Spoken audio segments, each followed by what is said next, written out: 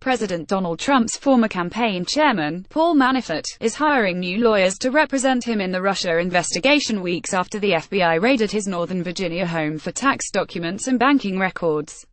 Manafort, who has emerged as a central subject in the FBI's probe into whether the Trump campaign colluded with Russia during the 2016 election, in the process of retaining his former counsel, Miller Chevalier, to represent him in the Office of Special Counsel investigation, said his spokesman, Jason Maloney.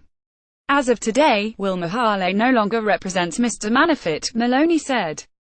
FBI Special Counsel Robert Mueller was a partner at Will Mahale before he was appointed to lead the Russia probe in May. Manafort's home was raided on July 26 by at least a dozen FBI agents who had secured a search warrant from a federal judge. The agents left Manafort's home with various records, according to The Washington Post.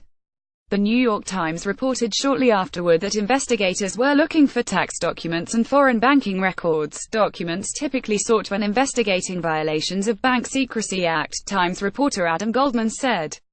The Bank Secrecy Act was passed to deter and detect money laundering, terrorist financing, and other criminal acts and the misuse of our nation's financial institutions, according to the Treasury Department.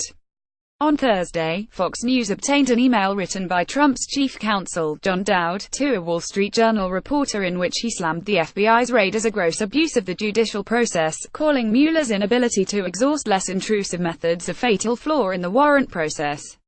Manafort has been cooperating with investigators' requests for relevant documents. But the search warrant obtained by the FBI in July indicates that Mueller managed to convince a federal judge that Manafort would try to conceal or destroy documents subpoenaed by a grand jury. Manafort's ties to Russia came under scrutiny last August, when the New York Times discovered that a pro-Russian political party in Ukraine designated him $12.7 million in undisclosed cash payments. Manafort, a longtime Republican operative, had advised the party and its former leader Viktor Yanukovych for nearly a decade. Manafort has been associated with at least 15 bank accounts and 10 companies in Cyprus, dating back to 2007, NBC reported in March, and the FBI has now issued grand jury subpoenas to several banks for Manafort's records, according to Bloomberg. Manafort also attended a meeting last year at Trump Tower with Trump's son, Donald Trump Jr., son-in-law Jared Kushner, and two Russian lobbyists who reportedly offered the campaign dirt on Hillary Clinton. On March 22, the Associated Press reported that Manafort was paid $10 million from 2006 to 2009 to lobby on behalf of Russian billionaire Oleg Deripaska, a close ally of Russian President Vladimir Putin, using a strategic model that the app said Manafort wrote would greatly benefit the Putin government if employed at the correct levels with the appropriate commitment to success. Manafort has insisted that he has never received any illicit cash payments.